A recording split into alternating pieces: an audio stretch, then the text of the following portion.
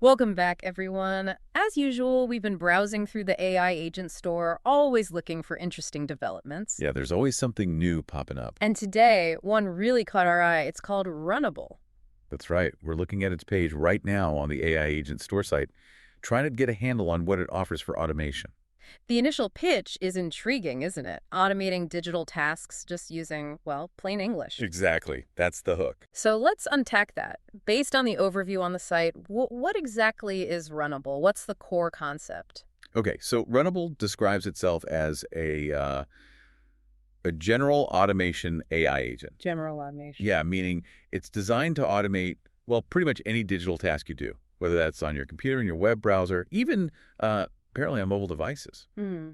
And the key thing, as you said, is doing it through natural language. You just tell it what you want done. That natural language part feels like the real differentiator. I mean, no scripting needed. That potentially opens automation up to a whole lot more people. Absolutely. It lowers the barrier significantly. You're not coding, you're just describing the task. You shift from being the person clicking every button to the person directing the action. Precisely. More oversight, less manual execution. Okay, so it sounds ambitious. Yeah. What capabilities does it actually have under the hood? How does it do all this? Well, the page mentions it combines a few things. There's UI automation. Right, so clicking buttons, filling forms, that kind of thing. Exactly. Interacting with software interfaces like a human would.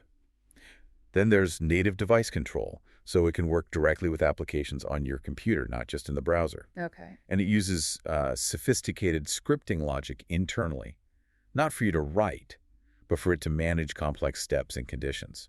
Gotcha. So the AI handles the logic based on your instructions. Correct. It also mentions handling task scheduling, workflows, and allowing for human feedback loops, so you can intervene if Yeah. needed, and you can save the workflows you create. Saving workflows is useful for reuse. Definitely. And then there's this figure, an autonomy level claimed at 92%. 92%. Wow. That's quite high. What does that actually mean in practice? It suggests it can handle the vast majority of a task from start to finish without you needing to step in. Like what kind of tasks?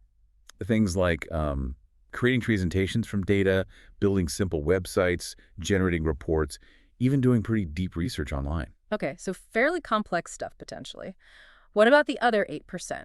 Where does the human typically come in? You'd expect that 8% to involve, critical judgment calls, maybe highly creative or nuanced decisions, or handling really unexpected situations where human intuition is still better. Right, so it handles the predictable bulk and you handle the tricky bits. Makes sense. Think about the time saving. Exactly. That's the promise. So connecting this back to our listener, who is this really for? Who benefits most here? The site lists a few groups. Productivity enthusiasts, naturally. Well, Operations teams dealing with repetitive processes. Marketing teams, business analysts pulling data, even software testers for automating checks. okay, a fairly broad range then. Can you give some concrete examples? Like what would you actually use it for day to day?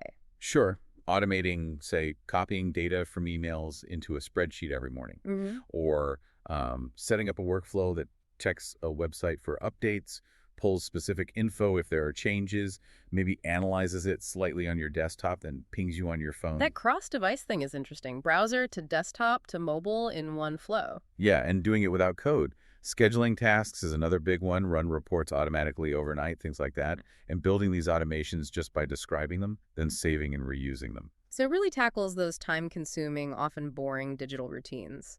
It's also worth noting, it looks like it has a freemium pricing model. Yeah, freemium, so you can likely try it out, and it's listed as closed source. Right. Good to know. So this really makes you think.